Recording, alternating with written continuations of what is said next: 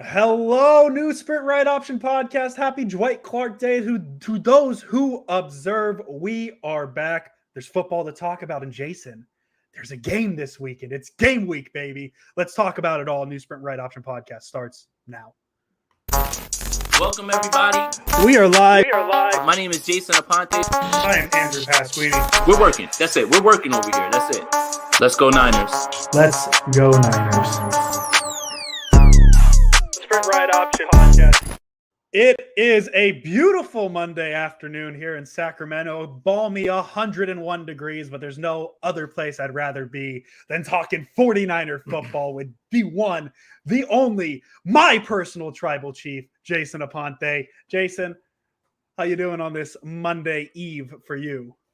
I'm doing great. I woke up this week and I woke up today realizing that this is a game week.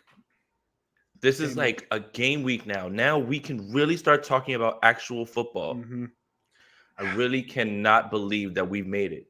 We have made it. We have. I wanted to open it up with, I am very tired of talking about camp. That's my thing. I said it a week and a half ago, 2 weeks ago when camp started, was this is exciting until it's not. And we have, dare I say, like the WWE at SummerSlam, have jumped the shark on training camp. I am done. I am over it. I'm tired of seeing Brandon Allen 7 for 11. What does that mean? I don't know. We're more or less done with training camp at this point. I know they have one more day tomorrow in front of media only. We're going to try and keep the camp talk to a minimum today, because it is game week. We have a little bit of notes to talk about for the game on Sunday. But Jason, let's just wrap up camp. Neither of us were able to make it, which that's totally fine. We both live our lives. I do want to say, anybody who bought camp tickets and then tried to sell them on Craigslist for $60, I hope your cable goes out for every 49er game this season, because I don't want to spend $60 on that. I apologize. Like, that just is what it is. But let's just close it out. Let's close camp, which is kind of our thoughts on what we read. And then we're going to start talking a little Niners, Raiders. I will start with the quarterbacks, because that's where we legally, as 49er content creators, have to begin. We can't start with anything else interesting on this team. But it's mainly because I want to bury it. I've decided, Jason, I don't care about the stats anymore. I really don't. They were fun a week and a half ago. They're not as fun anymore. But what I do have is the final rep numbers for what the Niners had for the past 10 days of camp. These are all from Matt Maiocco. Brock Purdy, 138 reps. Prior to today, he had 37 more today. I didn't do that math, so you can do that math yourself. All with the first team. Trey Lance finished with 136 with 16 more today, which I believe takes that to 152. Sam Darnold, 134 through Sunday, 16 more today, so 2 less than Trey Lance. And then Allen, he finished with 73 as of Sunday, 6 more today, so that's 79. And my question is, and this kind of leaks into our Raider talk a little bit, Kyle Shanahan said that he doesn't plan for starters to play on Sunday. At least if they do, it wouldn't be too much. If Brock Purdy was 100% healthy, Jason Aponte, would he be playing on Sunday? I don't think he would, just because that's Kyle's MO. Like, he really doesn't ever play guys early on. But I think what you really should be focused on is week 1, Brock Purdy is your starting quarterback. And I don't think there's been any indication that would point to the otherwise.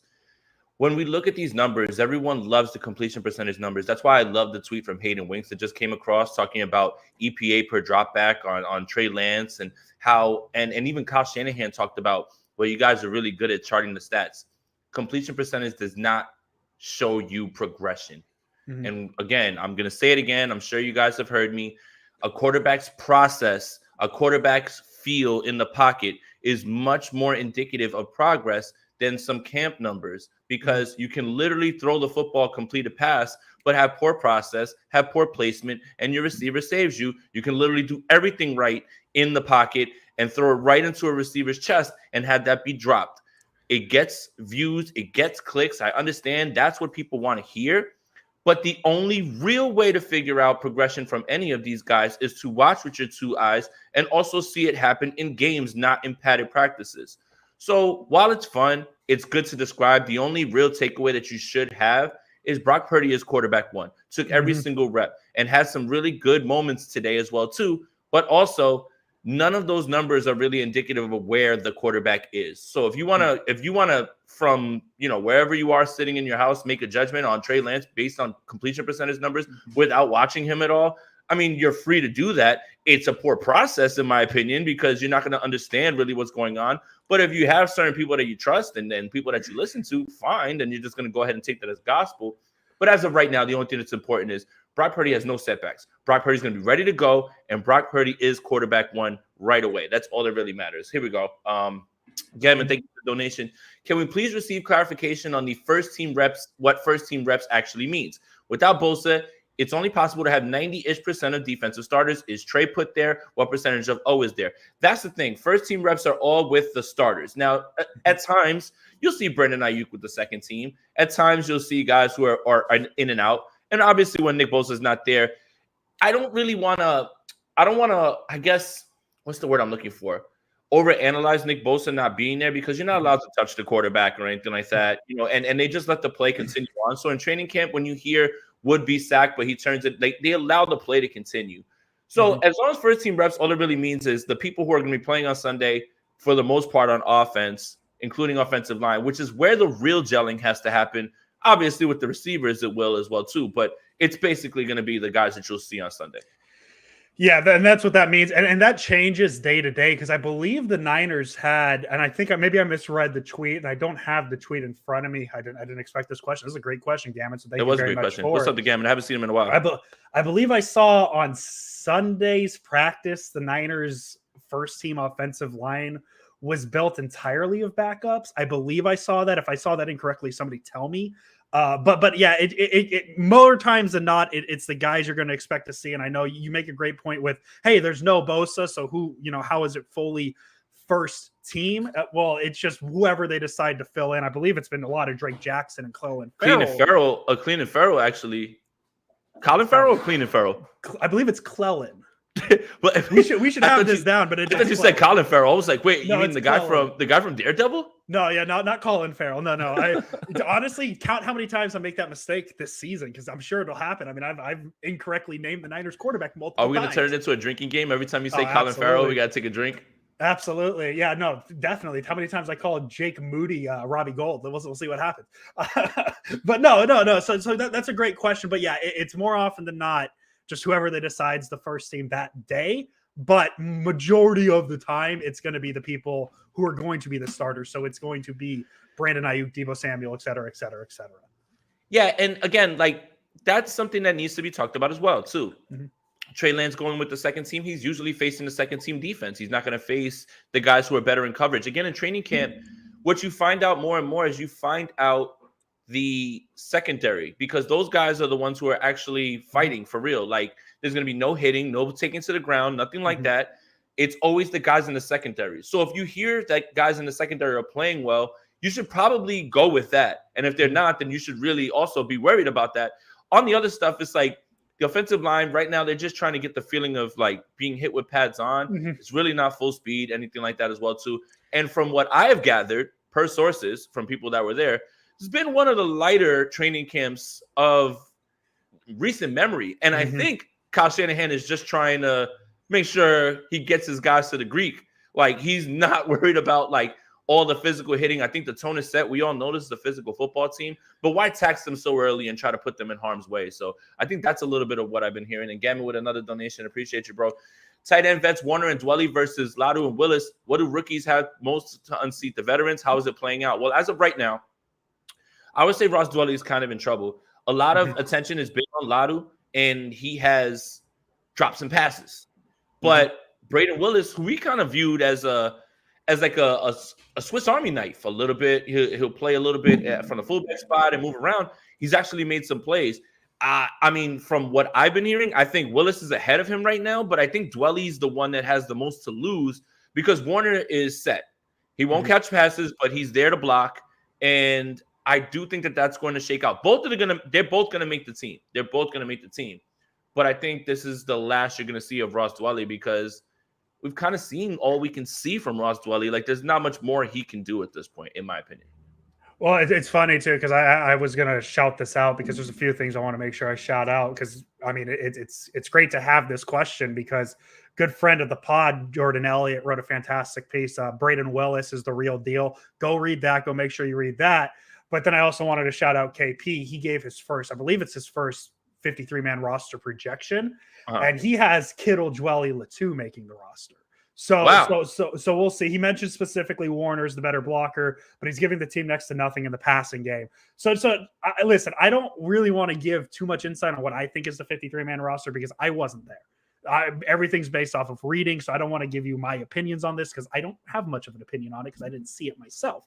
But just to kind of give you an idea of what a couple people are thinking, Jordan Elliott, Kyle Posey, people I respect and look up to.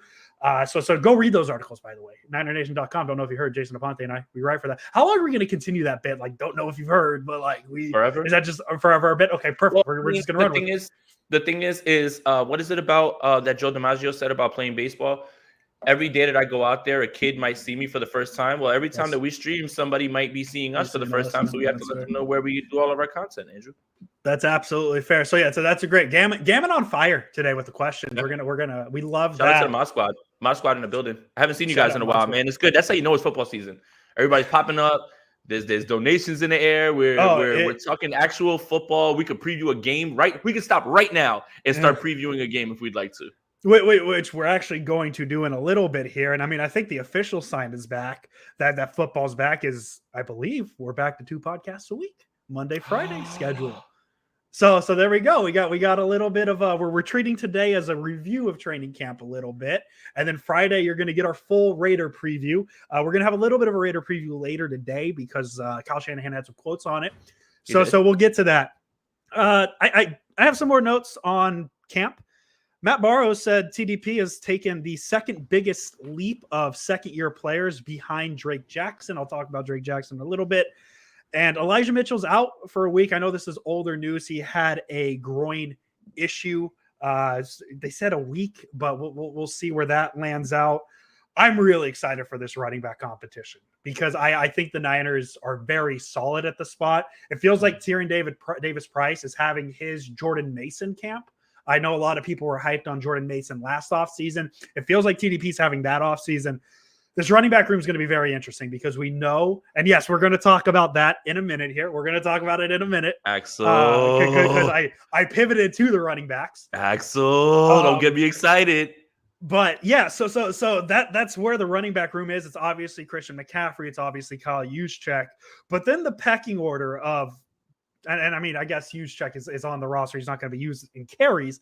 The pecking order is what's going to be most interesting and what we get to see play out here in preseason.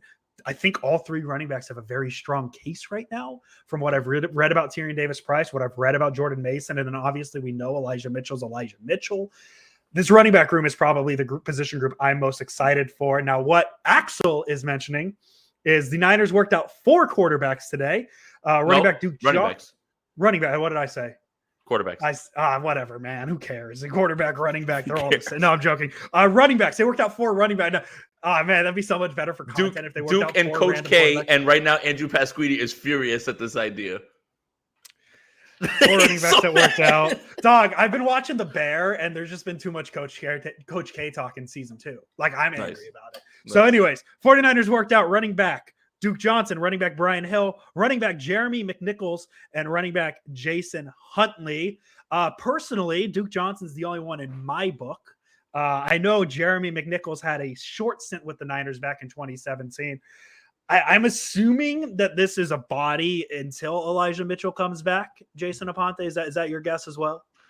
If it's anybody but Duke Johnson, yes. If it's Duke, Randy Johnson, full name Randy Johnson, leading rusher from the University of Miami. Andrew, I think I have to explain the joke a little bit. And Gavin, thank you again for the donation. We're going to get right to it. I promise we'll get right to it right after this. Have you ever enjoyed watching a football player play? And under any circumstances, even if it's small, he's not going to be there for long or whatever, he joins your favorite team.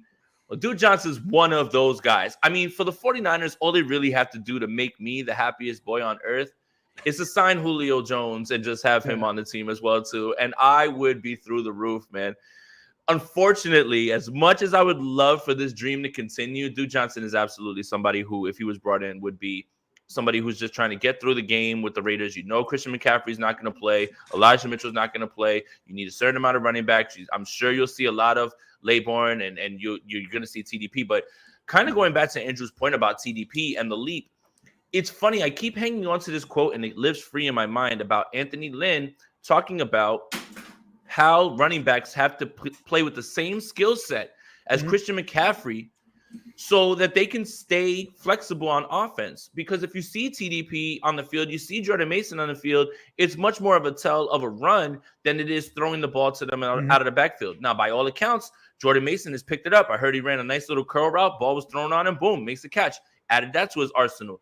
But he specifically spoke about TDP a lot, about like mentioning the leap and everything as well. The one running back that he did not mention, and this is kind of funny, and this is the way I'll correlate it to last season, might be something, might be nothing, might be a conspiracy theory. But last season when Anthony Lynn spoke, he talked glowingly about every running back except for Trey Sermon. And then what happened to Trey Sermon? He got sent off. Now, they're not going to send off Elijah Mitchell, but Elijah Mitchell wasn't mentioned when he was talking about the running backs and this whole dynamic of them in the backfield. So I think it's interesting. Look, I think the young man is having a problem staying healthy, and that's probably the biggest thing. My controversial take is this. If you ever have a chance to get anything for Elijah Mitchell now, just do it. Just do it. Just do it. I mean, look, it's either you go down this path and you keep him for depth, which is fine. The 49ers have a bunch of injuries, which is fine. And he's a fine running back when he plays, but he's part of the injury problem. Or he compounds that with many more injuries, and then you won't be able to get anything for him, at this point. Again, a lot of people were worried that after Christian McCaffrey, they traded Jeff Wilson Jr. for a pick. And I said, that's just good fucking business. And that's always going to be good business when you flip a UDFA into a pick. Now, Elijah Mitchell was taken in the 5th round? It's going to be good business to get something for him. And maybe a team overvalues him and gives you a little bit more. But unfortunately, you can't continue to stick with this kid if he's going to be injured. It's just, if TDP's taking a leap that they're saying, if Christian McCaffrey can play 17 games, we know what Jordan Mason is, and then the 49ers will fill that in with whatever running back that they want to fill in, 4th running back, Duke Johnson. Whether that's Duke Johnson, dude, and look, and who can play the Christian McCaffrey role? Duke Johnson ran so Christian McCaffrey. Oh no, Duke Johnson walked so Christian McCaffrey could run. Like, that's the type of player that he is. So yeah, with the running back thing, I think it's good to have depth, but at this point, it's just a shame that Elijah Mitchell just can't be healthy because he's been a very good back. And Gammon's just like throwing money around. So let's just keep going. Look, Gammon, thank you for being so generous. Appreciate all three quarterbacks. We'll go back to the quarterbacks on this one. All three quarterbacks have different talents and different weaknesses. Remaining impartial, isn't Sam doing what we want with 5-yard protecting the ball passes? Explain their different styles and how they utilize the weapons. So it sounds to me, from all accounts, everybody is kind of doing the dink and dunk thing down, underneath. But I think that's more about the offense that Kyle wants to run with all three of these guys. I don't think it's necessarily limitations. For me, what I've been hearing, Sam wants to get rid of the ball quickly. Trey is a little bit more indecisive, but he knows where his checkdowns are. And Brock is a little bit more, he's ready to throw the ball a little bit further down the field, or at least put the ball in give his receivers a chance. Yeah. All three of those are a little bit contrasting in style, but they're also on par with Kyle Shanahan's offense. So I think that, again, in the games, you're going to see different things. Defenses are going to have open looks. I think what Kyle is great at is watching how a game is developing and knowing, okay, if I run this, I'm going to be able to bring that safety down. Now I can run something out of this formation, and you can hit a shot play over him if it's there. And that's something that he would instruct Sam to do, or Trey. Like, listen, we've hit him 4 times here. Now look at this. This is where we can hit him in this quadrant. So I think always when we view these quarterbacks, we should always view it as, they are going to be put in the best position because Kyle knows what to do. But as of right now, a lot of this feels like a functioning of the offense more than it does contrasting and comparing styles. Andrew, would you say that? Yeah, and I see a lot of people talking about the quarterback position specifically, a lot of their opinions, and obviously it's Twitter, it's the nature of the beast. But the opinion, I just feel like that kind of gets left out isn't necessarily who's the best quarterback, but who is Kyle Shanahan most comfortable with running this system?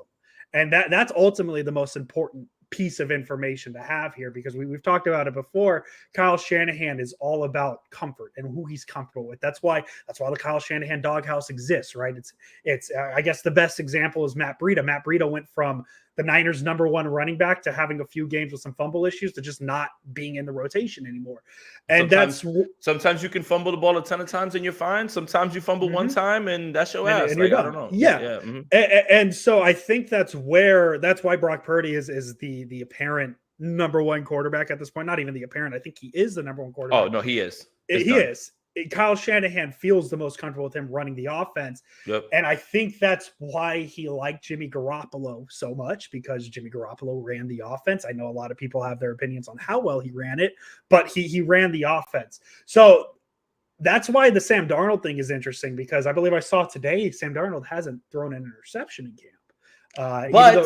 Even though Kyle Shanahan's like, I'm pretty sure he has, which is very interesting. No, Kyle said he basically has. Basically saying like those defenders have to come down with those. Mm-hmm.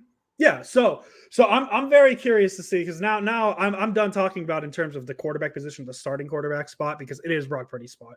I'm very interested to see where this goes. I know 2 weeks ago when we last talked, I had this whole thing in my head of, well, Trey Lance is probably going to get traded. I think I've pulled back a little bit on that. No, I don't think he's going anywhere at this point. So, and then that's good, because I even said, when I said I thought he was going to get traded, I don't think the Niners should do that, because I think Trey Lance is still a very talented player. So we'll see how it looks.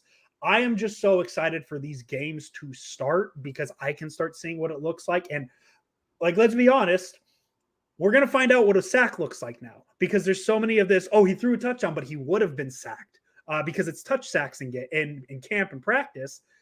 Now they're facing real pass rush with real offensive linemen blocking.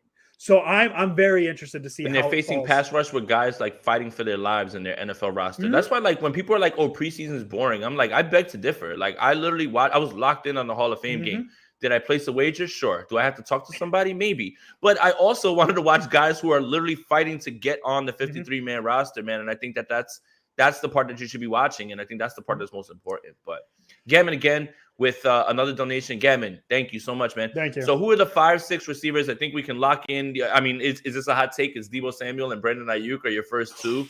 I think so. Okay. I think there's 5 locks. Okay. I think there's 5 locks. So Ayuk, Samuel, Jennings, Ray. Ray. Now who's the 6th? I think it's 5. All right, but so that means Willie Snead, Chris Conley, and Ronnie Bell do not make this team. Yeah. I mean that's just based off of what I've been reading.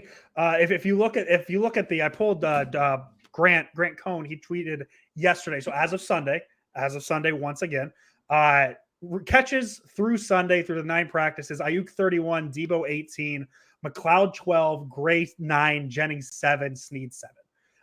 That means nothing. I just had it handy, convenient. My 5, I think that's the 5. I think, the 6 is where it gets weird, because Willie Snead's had his chances, and then it's Bell, Conley, the rookie. Chris Conley's also been in the league. Conley. So that could be an interesting one. My guess is they stick with 5 receivers. I don't have the history. I could probably look up the history of the initial almost a 30-man roster, 53. The initial 53-man roster, just to see that number. But I think 5 is the safe bet right now. Maybe 6. Yeah. Conley could be an interesting one. I think Conley has firmly put himself in the mix. I think they're going to try to save Ronnie Bell on the practice squad. I mean, once attrition and injuries start to pile up, then you're going to see somebody else. Shout out to Ariel Moore from the Mod Squad. Like that profile picture. There's a really tall guy in it. Love that. If we trade Elijah and sign Duke, who do you think we keep at running back besides CMC and Juice? So CMC, Juszczyk. So Elijah's gone. I would say obviously Mason, obviously TDP. You've got 4. That would leave it to Duke or Laybourne or whoever it is that they feel good about. But the other thing is like there's always that one running back that's kind of just sitting out there in the wings that like knows Kyle Shanahan's offense, and you're like, oh yeah, I forgot that guy was out there, right? Like, I mean, for God's sakes, Kareem Hunt went and met with the Saints today, and he's like somebody who's still out there and that's available as well too, So it's gonna come down to what they do and who they are with. I would love for them to sign Duke because I think Duke is an extension of like what CMC wants to do. And he should be used sparingly. But if you watch how Houston used him, and obviously this is with Deshaun Watson, they split him out wide and he can run routes. And, I like the player for selfish reasons. And, it's almost turned into a joke. But if Duke can play, man, I'm with it. I'm definitely with it. I just looked it up, Jason. Last year was the only year Shanahan kept only 5 receivers. It's been 6 or 7. It'll be 6. I think it's going to be Chris Conley. So I'll put my money on Chris Conley. There you go. Unfortunately, 49er Josh, 1982 faithful forever. Speaking of joint practices, anybody know if it's open to the public? As of now, I don't think it is. And when you think about Vegas in August, the practices are 7 a.m. because that's the only humane time that you can actually practice football outside without people dying. And then their facility is in the middle of nowhere, like not even near the Strip at all. Like it's not in Allegiant Stadium, which is near the Strip. It's very near the Strip, where Allegiant Stadium is. But as of now, it looks like it's just going to be media. So I mean, look, if you're looking to go to Vegas under the guise of a joint practice, don't worry. I won't tell anybody. But as far as getting to the practice, I'm not too sure about it. No. Right. And then slap the likes. Slap the likes. 100%. Oh, we appreciate that. Gammon, O-line tackle depth. I am depressed.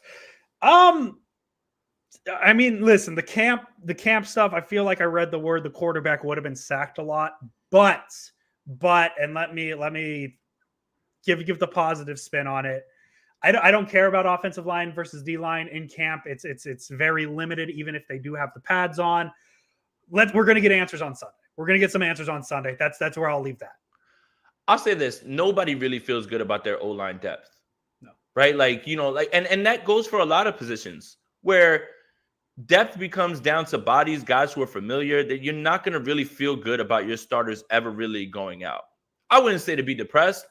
But I wouldn't be jumping for joy if any of these guys had to be replaced by somebody else. Sure, guys are interesting, but the proven commodities are the starters. So, like guys like Jalen Moore and Nick Zakel and Feliciano and what's the young man's name from the Pryor, right? Like those are typical backups. They feel good, like in terms of like depth. But in terms of like relying on them, I don't think anybody wants to rely on any of their backups, anybody in the league. If you have a good backup, like you should probably be looking to move that man or whatever. So, look, I mean, and then Gammon says, please share this pod on all your social media. Appreciate that as well too, Gammon, man. And then Gammon says, is Hyder playing in Bosa's spot? It sounds like, and Andrew, I'll defer to you on this.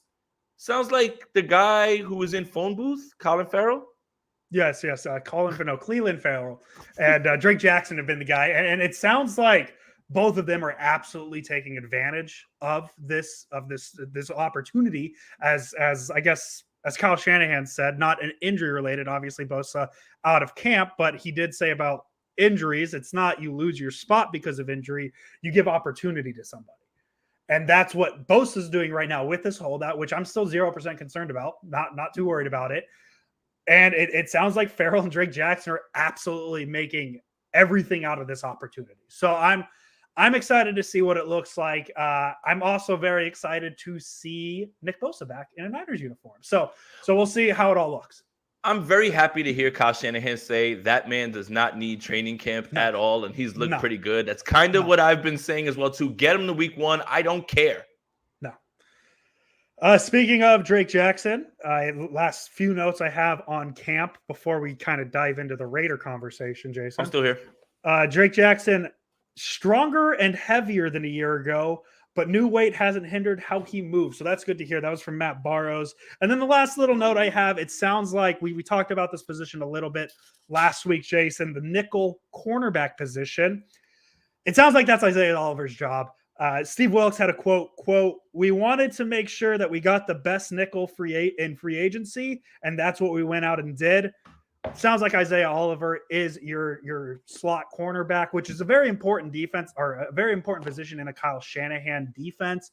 I mean, you saw that position filled by K'Wan Williams. They kind of struggled to fill it a little bit last year, but then they really settled on Jimmy Ward.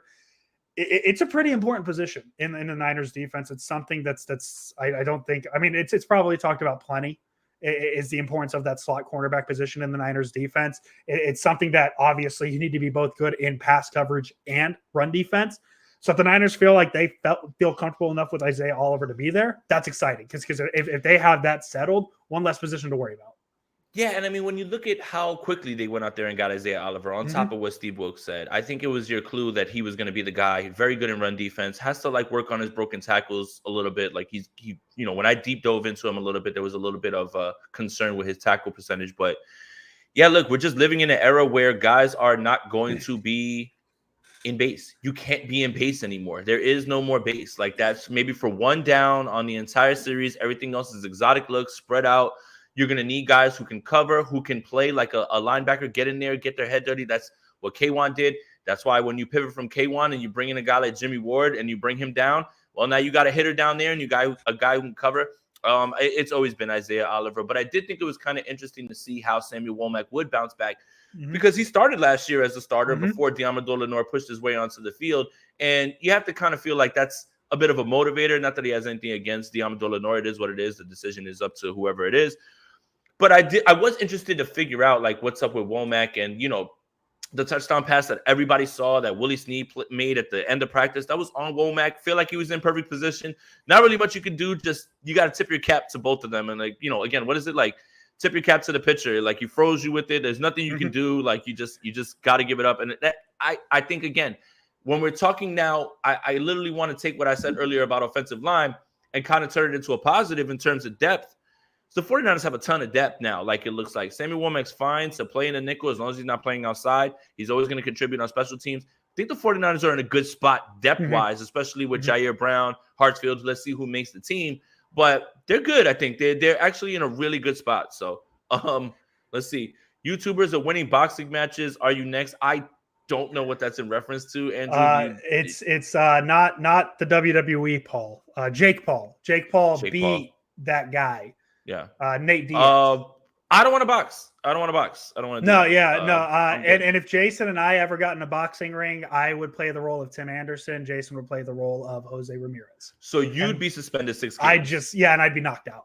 Isn't that a shame? So this is like a double whammy. You start the fight, you get knocked out, and then you get suspended 6 games. I just think Jose Ramirez he was suspended 3. He should be suspended 0 because A, he did not initiate the fight, and B, he knocked out Tim Anderson. And I just feel like if you knock out a dude, I feel like in a fight. You can't. If you drop your glove, you better not get knocked out. And you can't get knocked out. Like, sure, I guess you can hypothetically get knocked out, but you can't get knocked out on the first punch that's landed. Because Tim Anderson had like 4 or 5 shots, missed them all, and Jose Ramirez just caught him with a quick right. And then he had to get like carried off. Like he's like stumbling. Like, oh my God, Tim Anderson. This is the worst week for Tim Anderson. So bad you started the fight, you lost the fight. And you got suspended 6 games. And then apparently he got slapped by Yasmani Grandal. Did you hear about that? Apparently Tim Anderson wanted to like leave the team early before the All-Star break, and Yasmani Grandal did not have it and like walked into the training room and slapped him. Grandal denied it, but like he moved his locker apparently, so that now it's coming out a little bit more that he's completely disconnected from the team, that he moved his locker to like the corner. Look at us talking about baseball. Jason Aponte, we could talk all day about the dysfunction. Fake sport. Is the Chicago White Sox. Not a real sport. Not a real sport. We're only talking about the dysfunction of the Chicago White Sox because we don't want to talk about the dysfunction about that other team who played a dude with a concussion for about. You ready? You ready? The dysfunction of the New York Yankees goes as they are losing 2-0 to said Chicago White Sox in the second round. Further proof that baseball is not a real sport.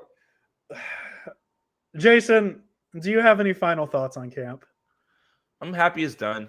Shout out to everybody that was there, man. We have a great fan base. We have guys that are going to turn out everything as well, too. I think the beat writers, as usual, do a great job. And it's up to you to figure out, I think the lesson is about the beat writer thing. And we've been going about this training camp thing. It's been like 3 years where we've all started like charting everything and like acting that way. There's people that lean a certain way. There's people that lean the other way, but the truth is somewhere in the middle. And I think the best part for everybody is it's okay to not have a super strong opinion about the quarterbacks if you weren't able to see them. Even if you did see them also, let's say you were there every single day at camp and you have a sense, doesn't mean that you have to make grand proclamations. This guy's done, this guy's finished. Again, remember, guys, it's practice. And I think we have to go through the process, watch them, all of those things, but just glad it's done. One thing I'm a little bit disappointed in, if I could point this out. Yeah, good. Just not enough Jair Brown. Just not enough Jair Brown talk.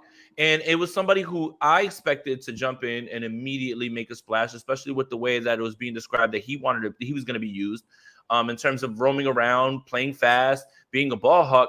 But I haven't really heard too much. I mean, aside from like the OTA comment from Brandon Ayuk, I have not heard anything really about Jair Brown. It's a little disappointing for me because I have high hopes for the young man, and I think that he fits very much what they want to do. But other than that, hearing Drake Jackson's good. Hearing from Brad that Colton McKivitz is solid, which is all he really needs to be at this point right now, especially if he can continue to progress. Because last year we were tearing our hair out about the offensive line and what it was going to be. Ended up being okay. It ended up being fine. But I think it's more about I'm a little disappointed about Tig because he even said they won't call me Tig. And literally when I met him in Trenton, every single person, that's all they call him is Tig. So I want him to be a little bit better. Jason, we're going to close the book on camp, and I'm going to say a sentence. Are you going to close the book like physically? Wow. I'm going to say a sentence I've been waiting 7 months to say. Say it. San Francisco 49ers play a football game on Sunday. We're back. Let me talk to you. Yeah. The San Francisco 49ers, they travel to Las Vegas on, I believe, Wednesday. Day off on Wednesday. They have 4 practices scheduled in Vegas, Thursday and Friday. And then they play the Las Vegas Raiders. Well, Andrew, if I could backtrack, I don't want to be anticlimactic. Yes. Not one discussion about our kicker competition. Oh, Dave. Well, I mean, it's a competition like QB1's a competition at this point. It's Jake Moody because Jake Moody has a big leg. Excuse me, pal. You need to sit as a rookie and learn behind someone who is a veteran, especially a veteran who wears number 10. I don't know if you saw my Zane Gonzalez jersey. I did. Okay. Why can't we root for both kickers? Why is there such tribalism with one kicker? You know what? I like Jason Aponte's just full 180 on the kickers. And actually, I have a take because I should know this by now. Does Jake Moody kick with his right foot? He does. Yes. Okay, I was gonna say if one was left-footed, one was right-footed, you could do like a platoon thing, and like when the ball's on the left hash, kick the right foot guy, and when the ball's on the right, but they're both right-footed. Well, no point in having both. I want to get people prepared. Tristan Vizcaino was cut from Cowboys camp. God, are you trying to add a third kicker? No, Robbie Gould as a Dallas Cowboy. Okay, yeah, no, that's gonna happen. Prepare yourself. Get yourself ready because there's going to be a day when you're watching NFL Red Zone, hopefully not a day, or you're going to be watching an NFL game, hopefully not a day that the 49ers are playing, that Robbie Gould is going to win a game for the Dallas fucking Cowboys. And unfortunately, I think that's where we're trending after Tristan Vizcaino missed a ton of kicks.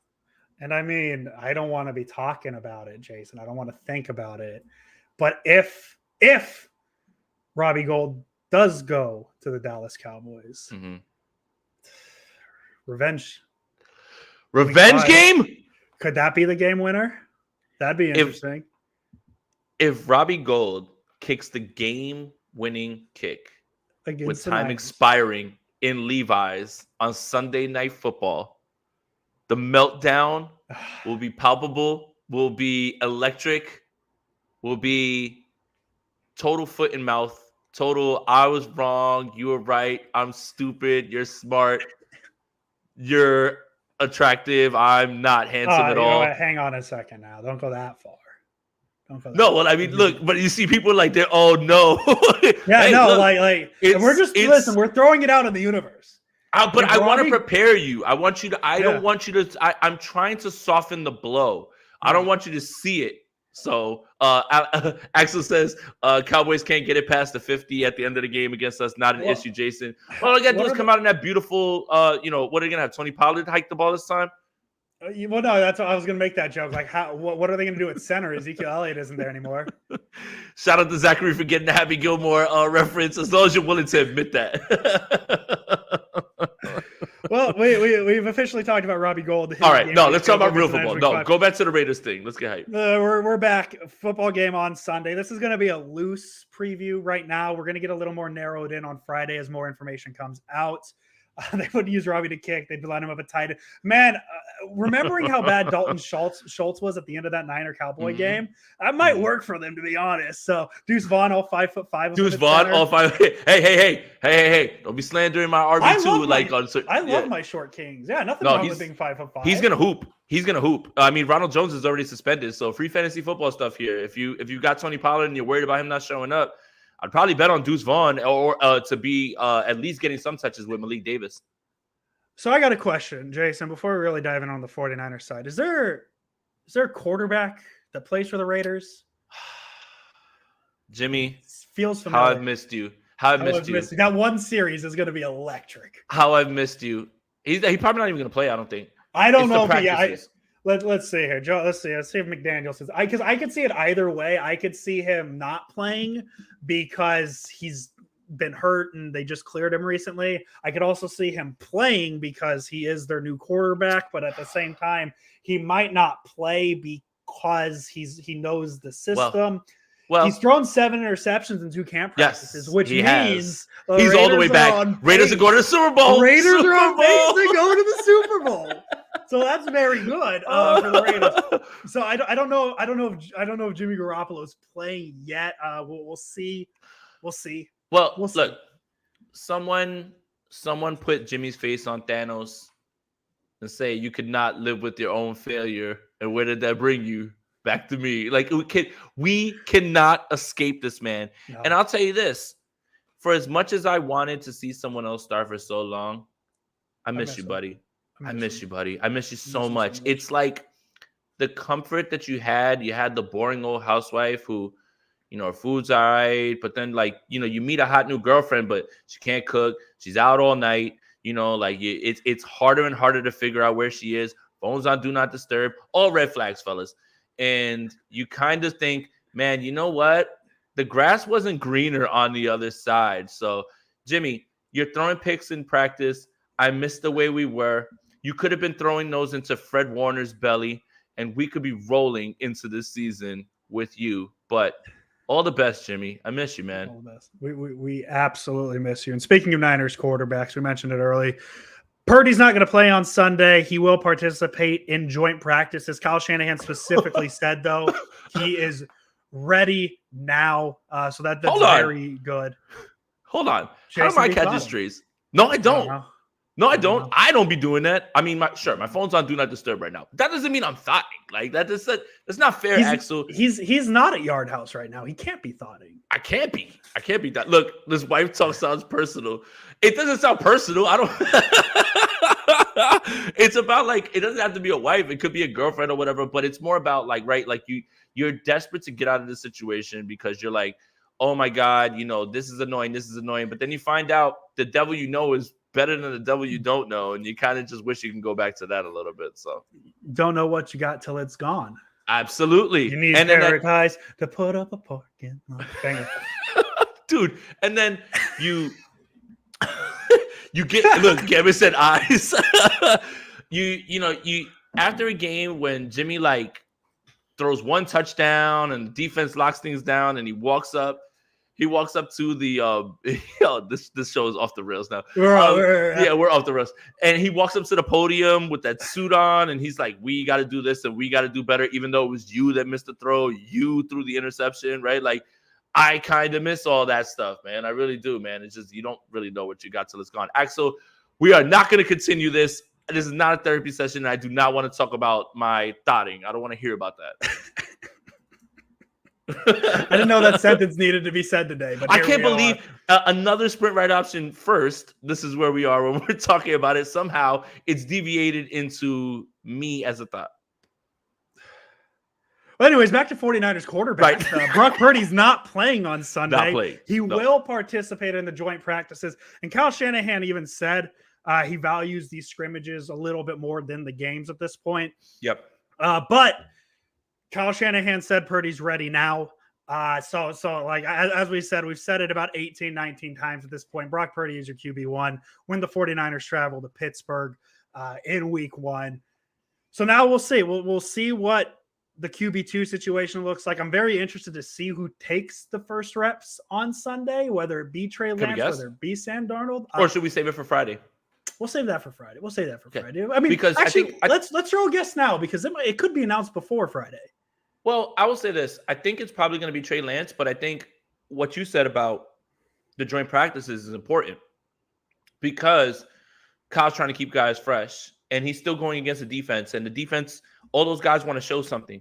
And that defense has kind of been terrorizing Jimmy a little bit. I mean, although to what extent? Like, is Jimmy just not seeing the underneath linebacker? Is the underneath linebacker John Cena to him? I don't know. I can't speculate on all those things. But yeah, the joint practices is what we're going to learn a lot. And unfortunately, well, not unfortunately, but kind of more over to the point about, training camp, we're going to have to trust the people that are there. We're going to have to trust the people that we trust to give us information for us to know what it looks like. And I think all of us are going to be dialed in. It's funny, the Raiders fans and the Raiders beat writers are talking about, well, an up and down day with Jimmy Garoppolo. One of them said Jimmy's got to get in rhythm with the deep ball.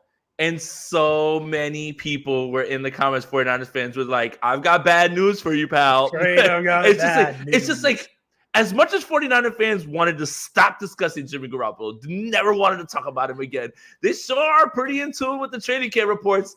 Just admit it. Mm-hmm. You love talking about Jimmy Garoppolo. It's a good conversation. It's fun. And that's it. Let's see. 49er Josh says, 40 watching, only 16 likes. Slap the like button. Help others find the show. Please like this video, guys. Mm-hmm. Please like this video. That will help us out a ton. Gammon says, is Jimmy not seeing the underneath linebacker cold, bro? Gammon, I was asking a question. I don't know. Like, I don't have hard opinions on something that I don't see.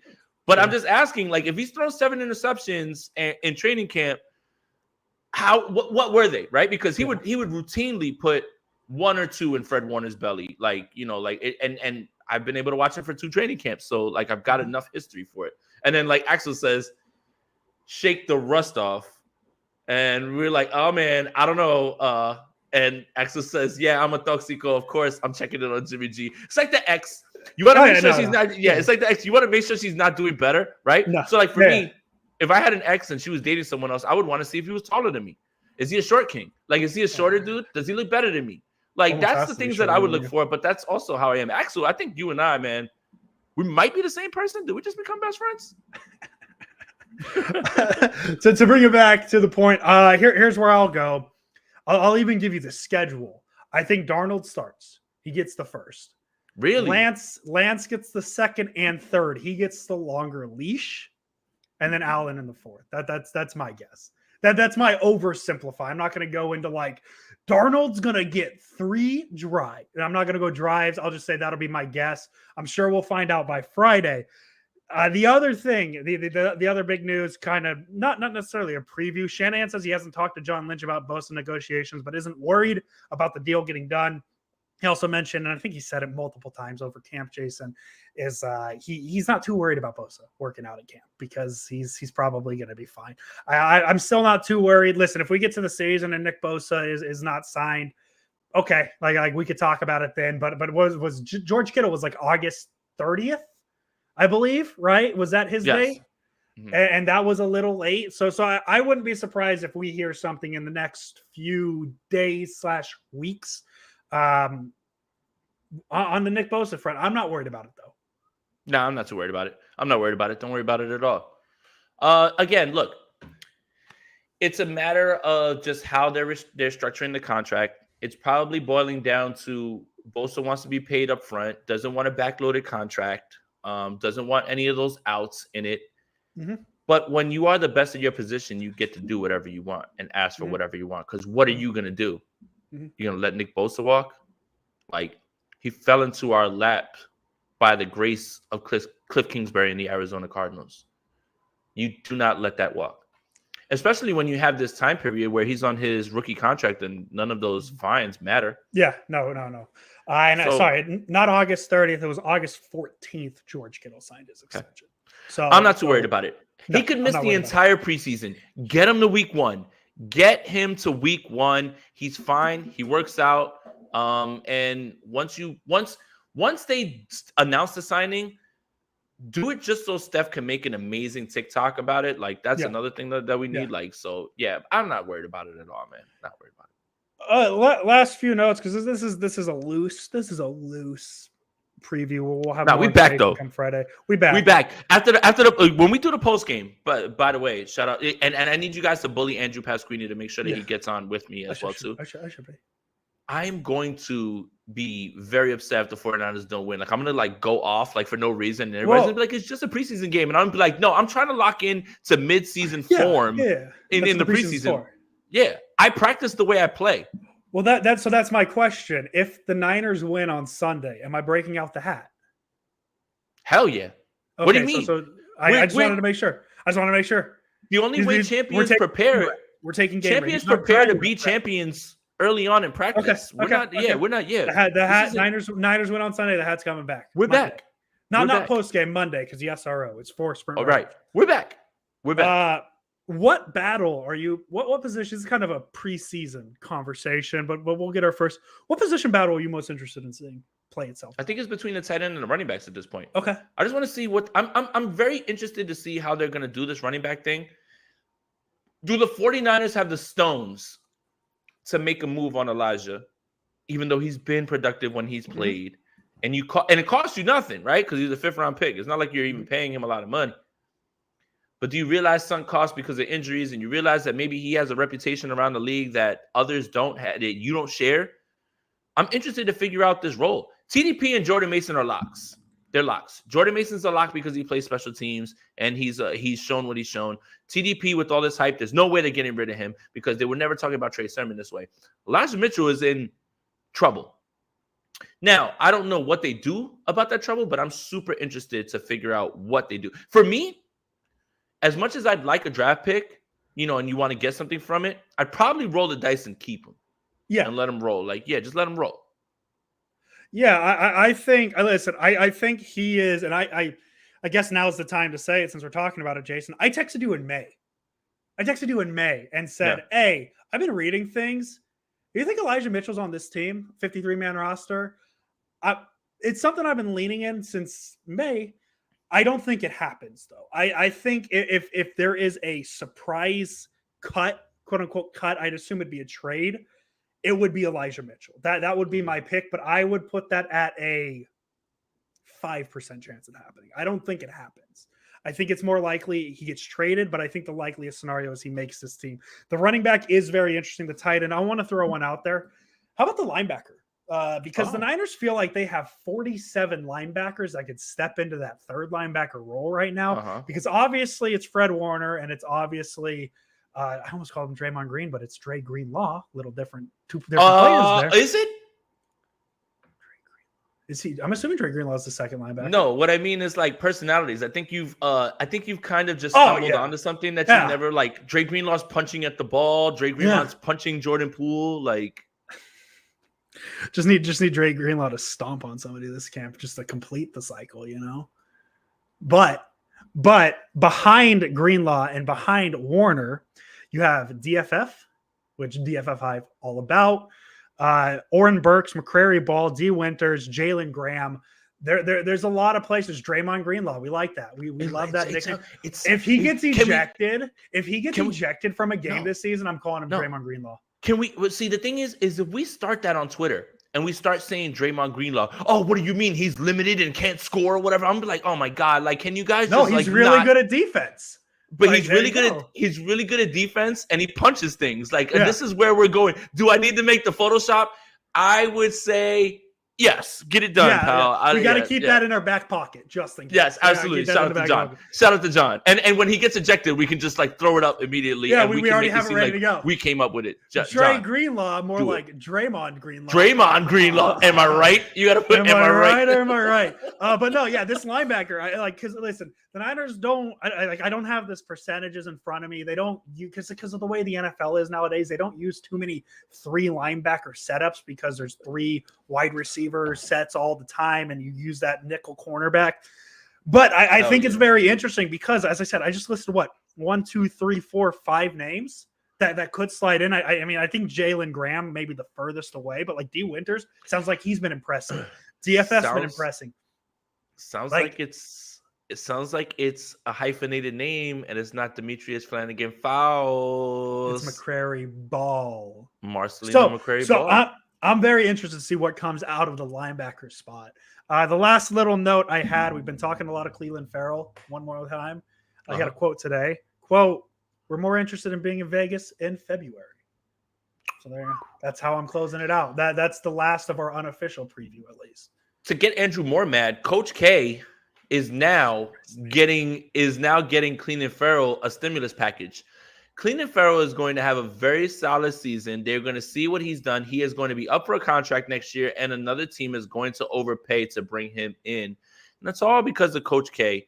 I am speaking, of course, of Coach Chris Kocurek, but I also am trolling Andrew Pasquini. For some reason, there's a problem with Duke, the Yankees, I don't have a problem. You have turned me into a Yankee fan. I hope America.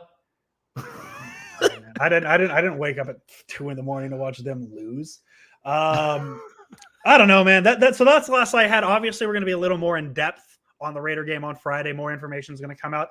I did want to make sure Jason Aponte saw this, and I'm assuming he did. Well, did you see George Pickens, top 5 wide receivers of all time? So let's talk about it. Talk about Calvin Johnson, number 1. Mm-hmm. Randy Moss, number 2.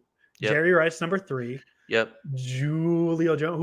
Who's Julio Jones? Julio Jones, number 4. Don't disrespect Julio like that. And number 5, Michael Crabtree. Okay. 3 of George Pickens' top 5 receivers play for the San 49ers. Francisco 49ers. Look at that. Look at us. Who would have thought? I think it's important and I don't want this to come off the wrong way. I think it's important for age to be considered when you get a list of anything. And I'm going to take it to, you guys know I love hip hop, right? Mm-hmm. Can't expect the 18-year-old to say, my favorite rapper is Biggie. My favorite rapper is Tupac. A lot of people have a problem with separating objectively who are the best and who are my favorite. Yeah, that's the hardest part. That's the hardest part for people to do. When people list their top 5, top 10, anything, they're listing their favorites. And you have to throw age in there. I don't think there's anybody that can argue that anybody has ever done anything in this game better than Jerry Rice, ever. Okay? But he's a young man. Megatron was literally a freak. I think the biggest snub here, and I'm gonna turn this back over to you now. I love Michael Crabtree, and in college he was a stud. He was an absolute stud in college. Like I want to make sure that we say that. The Terrell Owens erasure is it does not register in my mind, because no matter what, and I think there's a very large argument for 4 of those gentlemen to always be in a top 5 conversation. And I don't have an issue with that. Now, where you order them is where we're going to get into conflict. But how do you have a top 5 wide receiver list with guys that want to be Terrell Owens, guys that don't have stats like Terrell Owens? Terrell Owens is in every single top 5 discussion. And of course, my bias, he's over Randy Moss. You're talking overall talent, fine. You like the flashy plays, Randy Moss. The numbers are the same, and T.O. was tougher. T.O. never quit on the field. He might do some shit in the locker room. I'm not gonna argue with that. Mm-hmm. But age always has to be a part of this. It's like a younger hip hop guy, right? Mm-hmm. Uzi Vert's my favorite. Me as an almost 40-year-old shaking a fist, even though I like Uzi's music. Like, I'm like, oh my God, like, why would you? But now I do what I want. Is that him? Favorites. Yes, that's a great song. That's by the way. Banger. Favorites and the best objectively are. And you know what? I also get nervous when younger people say the thing that you think they want you to say. Right? Meaning, like a younger guy's like, well, it's Jerry Rice hands down, and then it's like Terrell Owens, and you forgot Marvin Harrison. No. I don't want to hear that. What I want to hear is who resonates with you. Why do you like that player so much? What did he do that made you like him so much? And I think that's also important. I don't know if I just talk for no reason. Just said no, because that's the thing. It's like people are like, "How is Michael Crabtree?" It's like, well, it's his list, and yes. it is what Michael Crabtree was the first uniform I ever bought.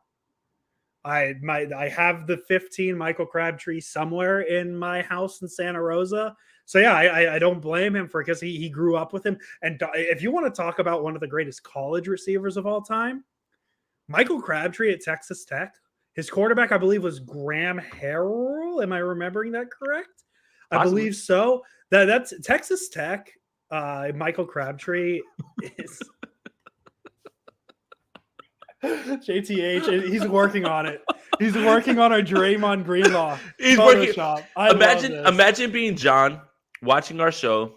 He's working on a Draymond Greenlaw, and then he hears that there's some kid out there who believes that Lil Uzi Vert is the greatest rapper who's ever lived. That he's losing it. But yeah, man, like the Terrell Owens thing, and I will never. I'm assuming if you follow me on Twitter, you've seen my tweets about Barry Bonds not being in the Baseball Hall of Fame, blah blah blah. The equivalent to me is Terrell Owens not being a first ballot Hall of Famer, and I hate I don't understand how that didn't happen. Let's talk about this, and I love that. Thank you, Big Matt, for your comment. My top 5 wide receivers would have John Taylor in it. And that's not wrong. That's not wrong. Is he still the only receiver to have 2 90-yard touchdowns in one game? Yes. Yeah, I think he is, right? Yes. So, and that's the thing is, my favorite player of all time is Jerry Rice.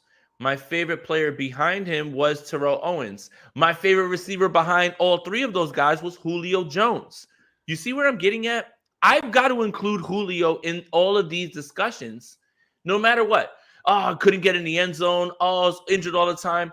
Julio Jones was having like fucking 1,700 receiving yards. And it was just like it was nothing, like getting out of bed, like getting out. Yeah. Like, it's down to the person. It's down to, I don't get as upset. Yeah. Now, what would get me upset is if they ask him the question of who are the greatest, and he missed Terrell Owens. When you say who are your top 5, it's your favorite. Open for interpretation. 100%. Like if you said nail down the 5 greatest receivers of all time and put everything into context, the era they played in, the quarterbacks they played with, the style of defenses they faced, all of that would change the thing. Yeah. If you were to ask me who are the 3 greatest quarterbacks of all time, it would be Brady, Montana, Marino.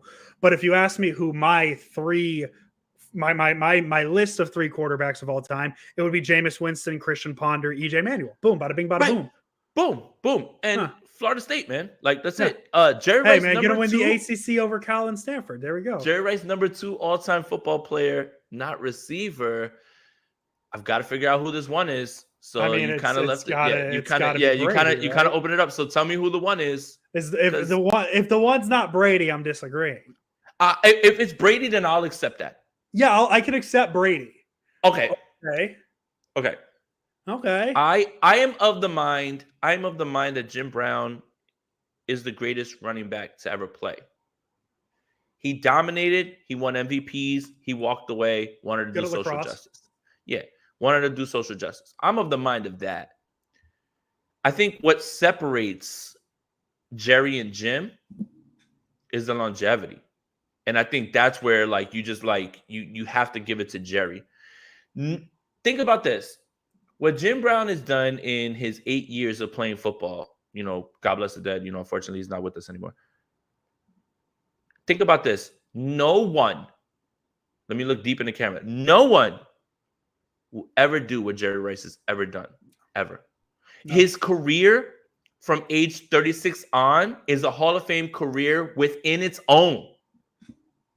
And also, I watch a lot of tape. Jerry's arguable. Like, that's the thing is, I hear you, but I'm biased. I'm very much biased. I think Jerry Rice is the greatest player who's ever laced them up. The fact that he scored how many touchdowns in a strike shortened year? Like it's an insane thing for Jerry Rice to do all of that year after year after year after year. Like I said, from 36 going on, he had a Hall of Fame career that many receivers wish they could even like approach that peak. It's just hard to understand all that. My inner Rich Madrid like peaked right there. Where are you getting Jim Brown tape? I'm curious. YouTube. That. YouTube. Is that where it is? You can just YouTube that. That's you got to YouTube. You can YouTube look into it. No, he was a man against boys. He was a man against boys. Like literally, it's like if God, I don't want to say that because it's gonna get people mad. Who's the undisputed greatest? All right, it's like if Shohei Ohtani is doing what he's doing right now in baseball, and he decided after like 6 years, I don't want to play anymore. I'm not washed. I just don't want to play anymore. It's almost so do you value peak over longevity? And I think that's the argument against Frank Gore. Mm-hmm. Like, right? Like a lot of people were like, oh, well, Frank Gore was talk about it. Andrew Pasquini's upset. But Mercedes Lewis. Oh, I love it. Too. I love it. Shout out to Jared Bailey. I love him so much, man. But come on, Jared. That's a bad tweet, Jared. Look at me, Jared. Look at me. Jared. No, I would have told you to your face. Listen, I understand the skeleton of your argument. I only understand the skeleton. Everything else fails. No. Shohei is coming to San Francisco. He's a giant. We're doing this again, Andrew. He's a giant. Absolutely, we're doing this. Just like Bryce Harper's a giant. Just like Zach Greinke's a giant. All right. Just like Aaron Judge is a giant. We should end it here because this is a little bit. This is like very close right now to like after dark. Like we're getting there. But shout out to my boy Jared Bailey. I love him so much. I love to see him on the sidelines during the Pittsburgh Steelers stuff. Like, he deserves a lot. Very cool. He sent out a tweet. He sent out a tweet saying, is Mercedes Lewis going to get the treatment that Frank Gore got for playing hundreds of years? Something to that effect. Oh, I replied to it. I could probably find it in about 3 seconds. You got it. Let me see if I can find it. Oh man, I tweet too much. That's the gist of it.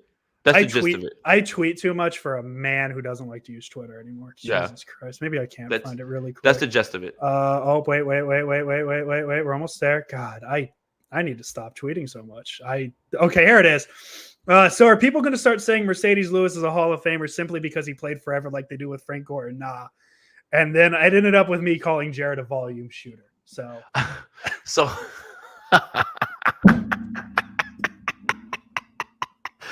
all right.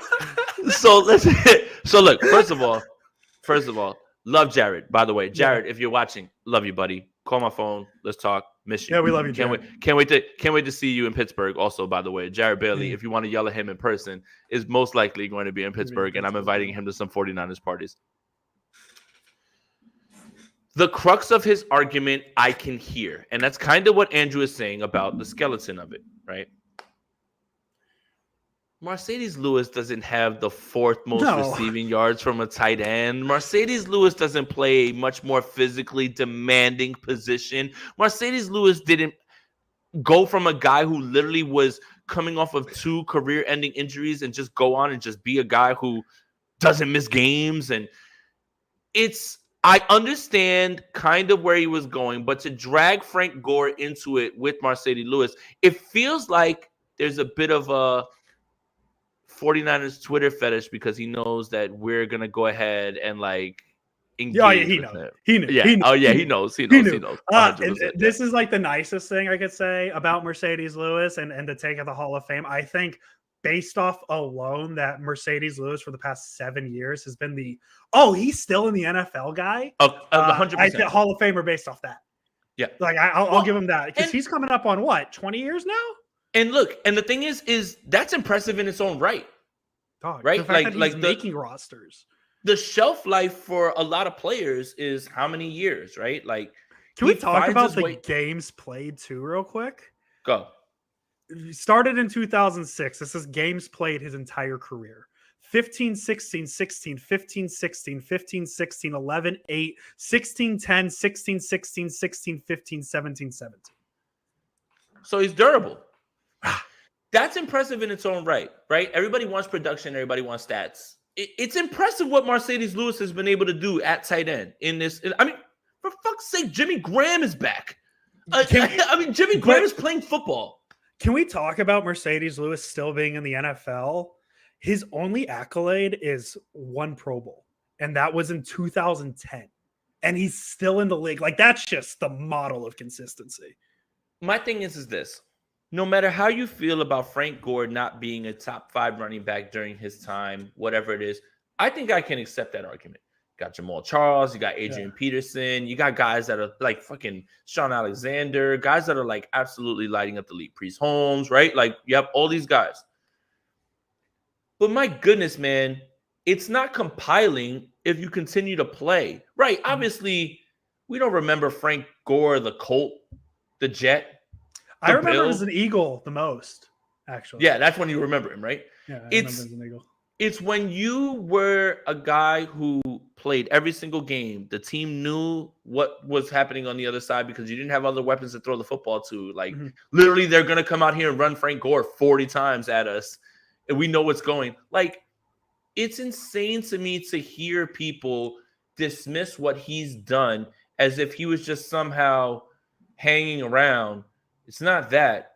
It's when you combine the impressiveness of being durable in such a physical game, and you combine that with somebody who, during his time, was so productive, was the focal point of every defense. I don't think it's even the same discussion. But thank you, Jared Braley. Yeah, I love you, buddy, for the content. Appreciate it. No, anytime we could remember Frank Gore on the timeline, I'm pretty cool with it. Jason, shout out to Jared Braley. Jason, I think this is the last time we're going to get into After Dark territory without it officially being an After Dark because, as we mentioned, Friday, we got a little bit of a game to preview, and we're looking forward to it. So we're going to kill this podcast here. We're going to end it for today. We got a good hour 11 out of it, which is very exciting. I'm very excited where we're getting back. The 49ers have a football game on Sunday. Something to look forward to. We are back. Jason Aponte and I will be back Friday, 5:15 p.m. Pacific time, 8:15 Eastern time to preview the first preseason game of the 2023 football season for the San Francisco 49ers. And we're going to be back 2 times a week, every week until ideally mid-February. I don't want to get into that. I don't want to start making predictions on that. But yeah, well, I mean, we'll have a prediction show probably in the week between preseason and the regular season where we'll dive into those predictions. Hey, we appreciate each and every one of you for joining us, hanging out with us for the past hour. Hell yeah, man! Can we talk about that real quick before we go? Oh, absolutely. Go ahead. Shout out to you guys, man. I take breaks. We take breaks. Everything. You guys always pop in. You guys always send your donations. You're always here live. You're asking us where we're at, man. I promise you, man, that means way more than you believe it does. Thank you guys for joining as always. Make sure you like this video, subscribe to the channel, sign up for Sprint Ride Option wherever you get your audio podcast. Follow that beautiful man on Twitter. Follow me on Twitter as well, too. We back. We're rolling. I just needed to take this offseason off, man, because it was going to be insufferable talking about the same thing over and over again. But shout out to you guys, man. You guys always make me feel a lot better about it. Whenever I feel like we're not growing this or we're not doing anything, it's like our core fan base, our guys that get our jokes, our guys that understand exactly what we're doing. You make it all worth it, man. So thank you guys so much. It's always a pleasure to see you guys. And yeah, we're right back in the saddle, man. We're ready to go. We would not be doing this still if it weren't for you guys coming in here every week, and especially the names we see all the time. I'm not going to list them all because we see them all the time, and we getting it acknowledged. We love each and every one of you. We appreciate you guys. Yeah, man. Let's do this. Let's do this for another 6 months or so. Let's have fun with it. We get to talk football on YouTube.com, man. Let's have fun with it. Jason Aponte, as always. Let's go Niners. John Fisher, sell the team, please. I beg you. Yep, me too. Beg. Welcome, everybody. We are live. My name is Jason Aponte. I am Andrew Pasquini. We're working. That's it. We're working over here. That's it. Let's go Niners. Let's go Niners.